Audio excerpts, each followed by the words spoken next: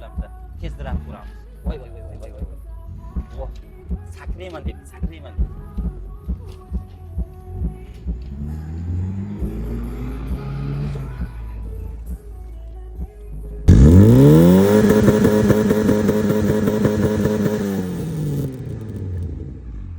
Moshinda erkak kelib qoldi. Sizlar bilan birgalikda ko'rib chiqamiz.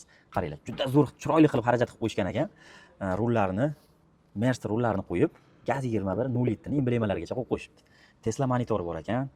Oldida bir balo narsalarning pultlari bor. Xullas, Mercedes sidinkalar qo'yilgan. Apshkalarni ham juda ham chiroyli yarashibdi. Yashil rang qilishgan ekan. Sidinkalarni olib qo'yasiz. Mashinani o'zini ham juda ham chiroyli qilib qo'yishgan ekan. 2006-yil minishga tayyor holatda bir 8 mingmi, 8,5 ming dollarga tushgan ekan bu mashinaga egalariga.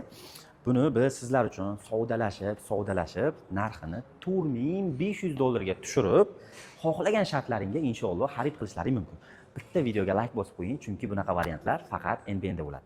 Buni olsangiz, Li 9 olasizmi, Li 8 olasizmi, Mercedes olasizmi, baribir buni zavqini bermaydi. Bu prosta haydash uchun emas, uyga qo'yib qo'ysangiz ham, xudo xolasa, juda turib obro'ga o'xshaydigan mashina. Absolutno hech qanaqa ishi yo'q ekan. Motorlari injektor, orqalari cho'ktirilgan, to'rtta yumshoq balon diskalar qo'yilgan ekan, yumshoq balonlar qo'yishgan ekan.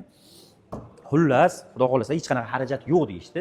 Bemalol NBN jamoasidan bunaqa variantlarni xarid qilishingiz mumkin. Bunaqa shanslar, bunaqa imkoniyatlar faqat NBNda bo'ladi.